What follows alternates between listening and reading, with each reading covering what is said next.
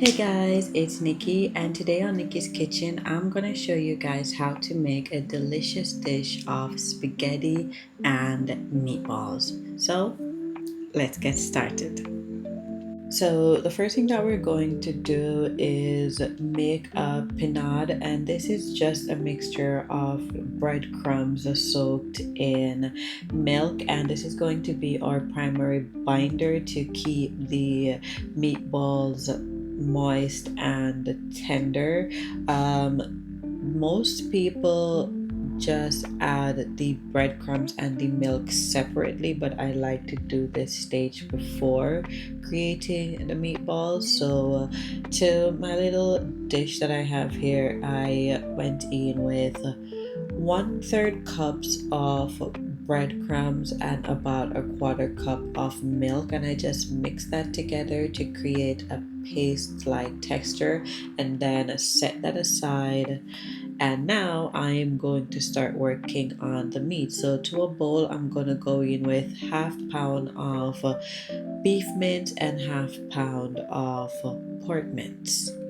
Now to that, I am going to add some freshly chopped parsley, about a tablespoon of Walkerswood green season, and then for spices, I'm going in with some garlic powder, onion powder, crushed red peppers because I want it to be a bit spicy, some paprika, and it can't be a complete dish without some maggi all-purpose season, so I'm going in with a little bit of that as well.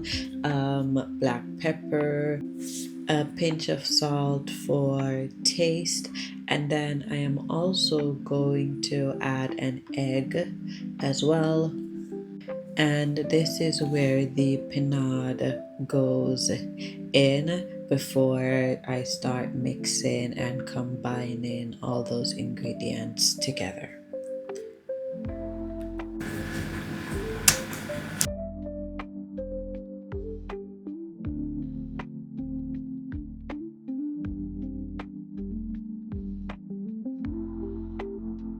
While mixing, I forgot that I didn't add any cheese to the meatball mixture, so I'm going in with some of that. Usually this recipe calls for grated parmesan, but I couldn't get any grated parmesan at the store, and I also couldn't get the block parmesan as well, so I just had to settle for the shredded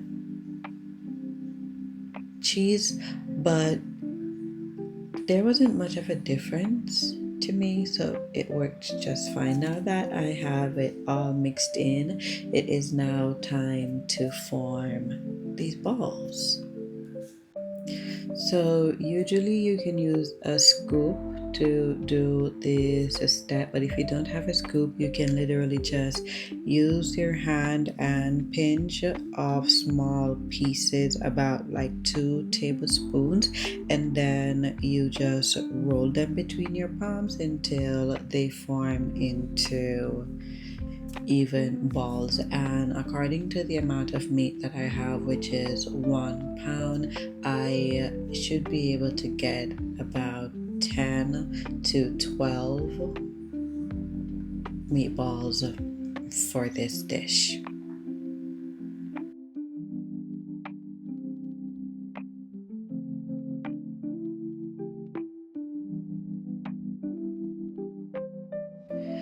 After shaping the meatballs, I am going to put them in the refrigerator to sit for about 15 to 30 minutes, and in the meantime I am going to prep my onions and garlic. And then after 30 minutes I am going to heat some oil in a skillet over medium heat, and then I am going to gently add the meatballs so that they can brown on all sides until they have a nice color.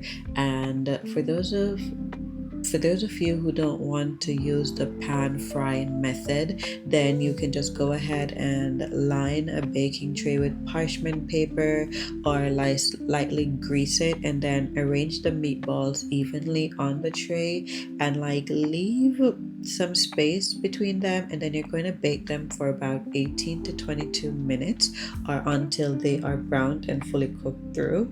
And that should be done at a temperature of 400 degrees Fahrenheit, I think, for about 15 to 17 minutes.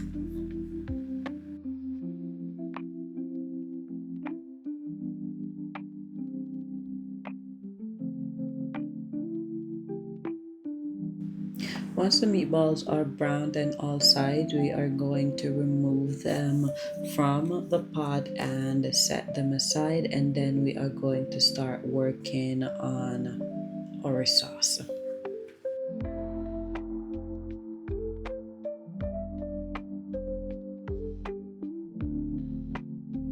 In the same pot over medium heat, we are going to add some olive oil, just a bit, and then we are going to add the diced onions and chopped garlics, and we're going to saute that until it's fragrant and the onion turns translucent. Then we are going to add the tomato paste, and then we're going to cook that for about 1 to 2 minutes, stirring constantly until it starts to darken slightly in color and thickens. And then this is where we are going to pour in the tomato sauce.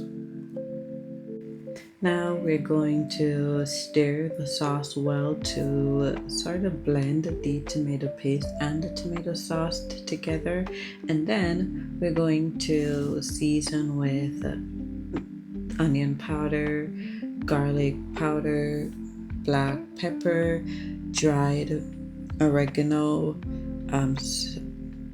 some basil leaves, and then we're going to stir all that added season in before adding about a teaspoon of granulated sugar to balance the acidity of the tomatoes, and then we're going to stir in some more Parmesan cheese until it melts smoothly into the sauce. And this is where we're going to add the meatballs back into the pan, and then we're going to make sure that they are evenly coated with the sauce. So you can either just turn them over or use a spoon to coat them, and then we're going to cover the pot and let them simmer on low heat for about 15 to 20 minutes, allowing the flavors to come together. And in the meantime, we are going to start cooking the spaghetti, which is the easiest part of this. Just add some salt to a pot of boiling water and drop the spaghettis in. And then once the spaghettis are done cooking, by this time the meatballs should be fully soaking with all of that flavor and sauce. So we're going to remove them from the pot and add the cooked spaghetti directly into the sauce. Now we're going to toss and stir the spaghetti in the sauce until it's fully coated and glossy, and this is going to like help the pasta absorb the flavors and thicken the sauce slightly. And then we're just going to return the meatballs to the pan on top of the sauce. Well, for me, sort of like a presentation purpose, you can totally skip this step and just go ahead and add the spaghetti to your plate or dish, and then add the meatballs and go in with your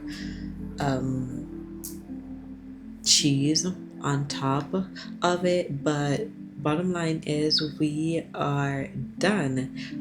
This was spaghetti and meatballs made from Nikki's kitchen. Thank you so much for joining and staying throughout the entire video. Let me know if you tried this recipe and if you liked it. Please don't forget to subscribe and follow for more content. See you in the next video, guys. Bye.